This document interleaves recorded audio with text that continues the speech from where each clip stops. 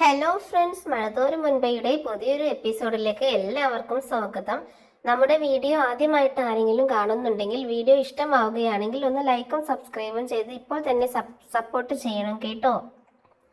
അങ്ങനെ നമ്മുടെ അലീനയെ തിരിച്ചു കിട്ടിയിരിക്കുകയാണ്. അങ്ങനെ അലീനയോട് ചെയ്ത തെറ്റുകൾക്ക് കാല് പിടിച്ച് ശിവനും രാജീവനും മാപ്പ് ചോദിച്ചിരിക്കുകയാണ്.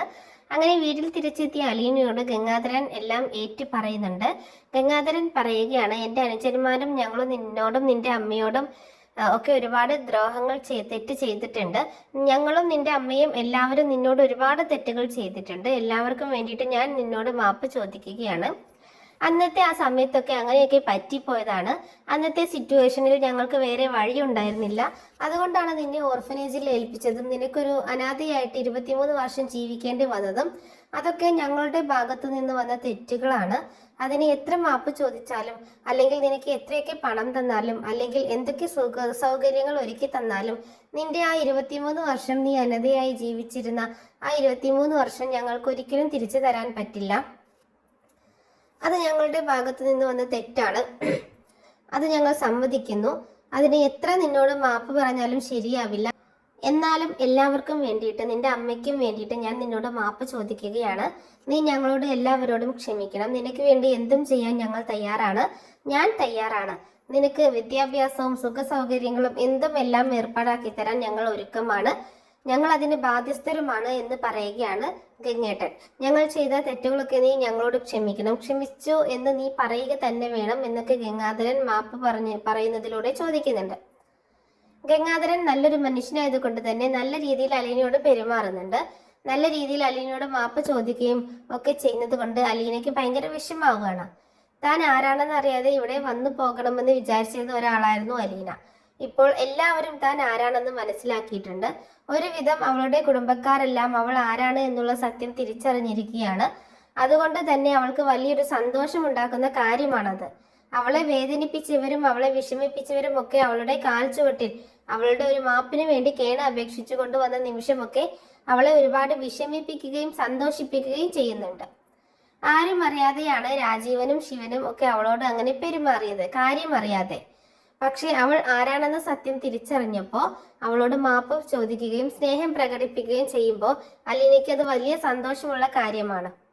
അങ്ങനെ സന്തോഷമൊക്കെ ആവുന്നുണ്ട്. പിന്നെ ഇവർ 10 ലക്ഷം രൂപ വീതം ഓരോരുത്തരും അലീനയുടെ പേരിൽ ഡെപ്പോസിറ്റ് ചെയ്യാമെന്ന് പറയുമ്പോൾ അലീന പറയുന്നത് എനിക്ക് പൈസയൊന്നും വേണ്ട എന്ന് പറയുമ്പോൾ ബാലചന്ദ്രൻ പറയുന്നുണ്ട് അതൊന്നും പറ്റില്ല. അത് നിന്റെ സുരക്ഷിതത്വത്തിന് വേണ്ടിയുള്ള, നിന്റെ സുരക്ഷിതമായ ഭാവിക്ക് വേണ്ടിയിട്ടുള്ള പൈസയാണ്. ഇനി നിന്നെ ആരും ഇല്ലാത്തവളെന്നോ അല്ലെങ്കിൽ ഒന്നുമില്ലാത്തവളായിട്ടോ ഈ സമൂഹത്തിൽ ജീവിക്കാൻ പാടില്ല. നീ കൈതക്കൽ മാളിക വീട്ടിൽ ജനിച്ചു വളരേണ്ട കുട്ടിയായിരുന്നു. അവിടുത്തെ എല്ലാ സുഖ സൗകര്യങ്ങളും അനുഭവിച്ച് ജീവിക്കേണ്ട 23 വർഷമാണ് നിനക്ക് നഷ്ടമായത്. അതിനു പകരമായിട്ട് എന്ത് തന്നാലും അത് പകരമാവില്ല. പക്ഷെ നിനക്ക് ഇനി ജീവിക്കണമെങ്കിൽ പൈസ വേണം, നല്ല ജോലി വേണം, നല്ല വിദ്യാഭ്യാസം വേണം.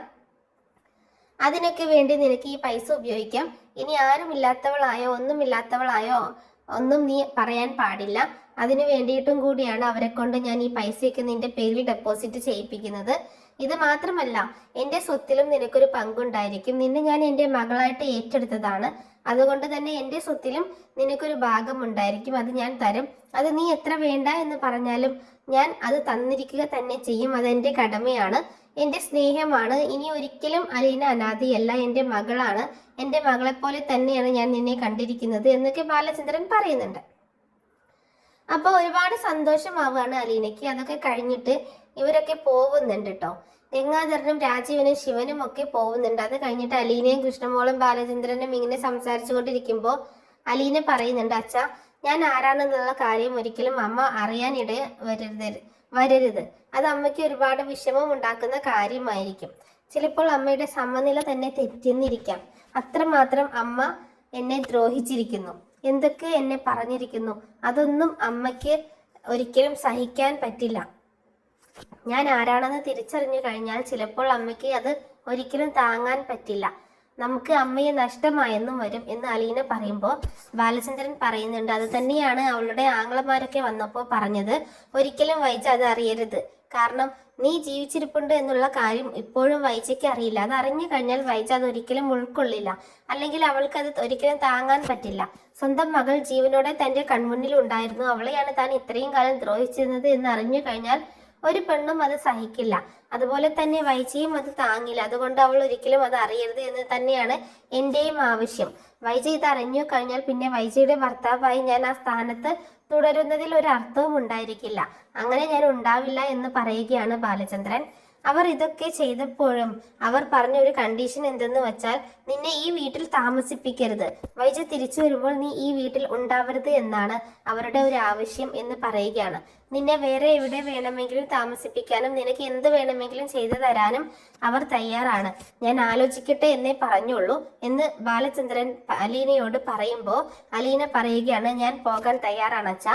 എല്ലാവർക്കും ഞാൻ ആരാണെന്ന് മനസ്സിലായല്ലോ, നിങ്ങൾ എല്ലാവരും എനിക്ക് ഇപ്പോൾ ഉണ്ടല്ലോ. അവരൊന്നും ഇല്ലെങ്കിലും എനിക്ക് അച്ഛനെയും എൻ്റെ സഹോദരിയായിട്ട് കൃഷ്ണമോളെയും കിട്ടിയില്ല, അത് തന്നെയാണ് എനിക്ക് വലിയ ഭാഗ്യം. വേറെ ആരും എന്നെ സ്നേഹിച്ചില്ലെങ്കിലും നിങ്ങൾ എന്നെ ഒരുപാട് സ്നേഹിക്കുന്നുണ്ടെന്ന് എനിക്കറിയാം. ഇനി ഇവിടെ നിൽക്കണമെന്നൊന്നും എനിക്കില്ല. ഒന്നുമില്ലെങ്കിലും മരണത്തോട് മല്ലടിച്ച് ജീവിതത്തിലേക്ക് തിരിച്ചു വരുന്ന അമ്മയെ വിഷമിപ്പിച്ചിട്ട് ഞാൻ ഇവിടെ നിൽക്കുന്നതിൽ എനിക്ക് താല്പര്യമില്ല അച്ഛാ എന്ന് പറയുകയാണ്. അമ്മയുടെ കൂടെ നിന്ന് ശുശ്രൂഷിക്കാനുള്ള അവകാശം മാത്രം എനിക്ക് തന്നാൽ മതി. അമ്മ ഭേദമായിട്ട് എന്ന് വീട്ടിലേക്ക് തിരിച്ചു വരുന്നുവോ അന്ന് മടങ്ങിപ്പോകാൻ, അന്ന് ഇവിടെ നിന്ന് പോകാൻ ഞാൻ തയ്യാറാണ്. അത്രയും ദിവസം ആ അമ്മയുടെ അസുഖം ഭേദമാകുന്ന അത്രയും ദിവസം മാത്രം എനിക്ക് അമ്മയുടെ കൂടെ നിന്നാൽ മതി. ഞാൻ ആരാണെന്ന് പോലും അമ്മ അറിയരുത് എന്നൊക്കെ അലീനയും പറയുന്നുണ്ട്. ആ സമയത്ത് ബാലചന്ദ്രൻ പറയുകയാണ്, നീ എവിടേക്ക് പോകും? അപ്പോൾ അലീന പറയുന്നുണ്ട്, ഞാൻ രേവതിക്കുട്ടിയുടെ വീട്ടിലേക്ക് പൊക്കോളാം, അവിടെ പോയി നിന്ന് വല്ല ജോലിയും അന്വേഷിച്ച് ഞാൻ എങ്ങനെയെങ്കിലും ഒക്കെ ജീവിച്ചോളാം വച്ചാ, ആരെയും ഞാൻ ബുദ്ധിമുട്ടിക്കില്ല എന്നൊക്കെ പറയുമ്പോൾ, നീ ഞങ്ങൾക്ക് ഒരു ബുദ്ധിമുട്ടാണോ? നീ എങ്ങനെയാണോ എന്നെ കുറിച്ച് വിചാരിച്ചിരിക്കുന്നത് എന്ന് ചോദിക്കുമ്പോൾ, അതല്ല അച്ഛാ ഞാൻ പറഞ്ഞത്, ഞാൻ കാരണം ഇനി അമ്മയെ വിഷമിപ്പിക്കരുത് എന്ന് മാത്രം ഞാൻ ചിന്തിക്കുന്നുള്ളൂ എന്ന് അലീന പറയുകയാണ്. ഞാനിപ്പോൾ ഇത്രയും ദിവസം അനുഭവിച്ച വിഷമമൊക്കെ എനിക്ക് അറിയാൻ വച്ചാ, പക്ഷെ മരണത്തിൽ നിന്ന് തിരിച്ചു വരുന്ന ഒരാളെ ഇനിയും വിഷമിപ്പിക്കാൻ പറ്റില്ല. ഇനി ഞാൻ ആരാണെന്ന് കൂടി അമ്മയോട് പറഞ്ഞു കഴിഞ്ഞാൽ അത് അമ്മയ്ക്ക് താങ്ങാൻ പറ്റുന്നുണ്ടാവില്ല. എന്തിനാ വെറുതെ കൂടുതൽ പ്രശ്നങ്ങൾ? അച്ഛൻ പറയുന്നിടത്തേക്ക് ഞാൻ പോയിക്കോളാം എന്ന് അലീന പറയുകയാണ്. അപ്പോൾ ബാലചന്ദ്രൻ പറയുന്നുണ്ട്, വേറെ എവിടേക്കുമല്ല, നിന്റെ അച്ഛൻ്റെ അടുത്തേക്ക് തന്നെ ഞാൻ നിന്നെ ആക്കണം എന്നാണ് ആഗ്രഹം എന്ന് ബാലചന്ദ്രൻ പറയാണ്. ഞാൻ ഗംഗേട്ടനോട് ഒന്ന് അന്വേഷിക്കട്ടെ, അയാൾ ഇപ്പോൾ എവിടെയാണ്, എന്താണ് ചെയ്യുന്നത്, എന്താണ് അയാളുടെ അവസ്ഥ എന്നൊക്കെ അറിഞ്ഞിട്ട് വൈജയുടെ അസുഖം ഭേദമാകുന്നതിനനുസരിച്ച് നമുക്ക് അയാളുടെ വീട്ടിലേക്ക് തന്നെ പോകാം, നിന്നെ അവിടെ ഞാൻ കൊണ്ടാക്കാം എന്നാണ് ഞാൻ തീരുമാനിച്ചിരിക്കുന്നത് എന്ന് പറയണം. പക്ഷെ അതിന് നിനക്ക് ഇനി സമയമുണ്ട്. എന്തൊക്കെ ആയാലും എൻ്റെ മകളായിട്ട് തന്നെയാണ് നീ ഇനി ജീവിക്കേണ്ടി വരിക, എൻ്റെ മകൾ തന്നെയായിരിക്കും നീ എന്നൊക്കെ ബാലചന്ദ്രൻ പറയുകയാണ്. പക്ഷേ കൃഷ്ണയ്ക്ക് അത് തീരെ ഉൾക്കൊള്ളാൻ പറ്റുന്നില്ല കേട്ടോ.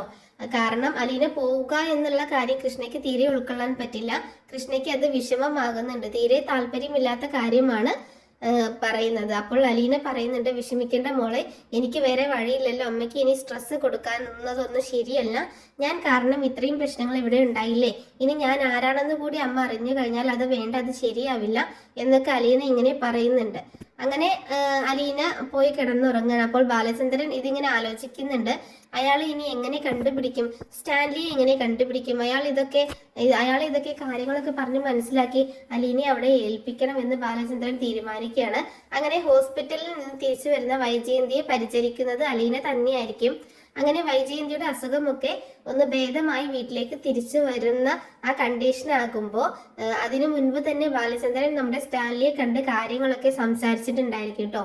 ഇങ്ങനെ ഒരു മകൾ ജീവനോടെ ഉണ്ട് എന്നുള്ള കാര്യം തന്നെ സ്റ്റാൻലിക്ക് അറിയുമായിരുന്നില്ല.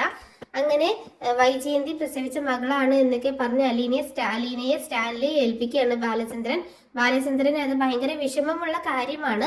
പക്ഷേ വേറെ നിവൃത്തിയില്ല. മകളായി കണ്ടിട്ട് അടുത്ത ദിവസം തൻ്റെ കൂടെ ഉണ്ടായിരുന്ന ഒരാളെ വേറൊരാൾക്ക് ഏൽപ്പിച്ച് തിരിച്ചു വരുമ്പോൾ ബാലചന്ദ്രന് നല്ല വിഷമം ഉണ്ടായിരിക്കും. എന്നാലും ബാലചന്ദ്രൻ സ്റ്റാൻലിയുടെ അടുത്ത് അലീനയെ ഏൽപ്പിക്കുന്നുണ്ട്. ആദ്യമൊന്നും സ്റ്റാൻലിക്ക് അലീനയെ ഇഷ്ടമാവില്ലെങ്കിലും, അതായത് അംഗീകരിക്കാൻ കുറച്ച് മടിയുണ്ടായിരുന്നു. പക്ഷെ ആദ്യമൊന്നും മകളാണെന്ന് പറഞ്ഞിട്ടല്ല വീട്ടിലേക്ക് കൂട്ടിക്കൊണ്ടുപോകുന്നത്. പിന്നീട് മകളെ ഒരുപാട് അയാൾക്ക് ഇഷ്ടമാവുകയും എല്ലാവർക്കും മുന്നിൽ വെച്ചിട്ട് എൻ്റെ മകളാണ് ഇത് എന്ന് അയാൾ വെട്ടിത്തുറന്ന് പറയുകയൊക്കെ ചെയ്യുന്നുണ്ട്. ഇതൊക്കെ വരാൻ പോകുന്ന ഒരു അടിപൊളി എപ്പിസോഡിന്റെ സ്റ്റോറി ആട്ടോ ഞാൻ ഈ പറഞ്ഞത്. അപ്പോൾ ഈ സ്റ്റോറി എല്ലാവർക്കും ഇഷ്ടമാവുകയാണെങ്കിൽ എല്ലാവരും ഒന്ന് ലൈക്കും സബ്സ്ക്രൈബും ഹൈപ്പൊക്കെ ചെയ്യാൻ മറക്കരുത് കേട്ടോ.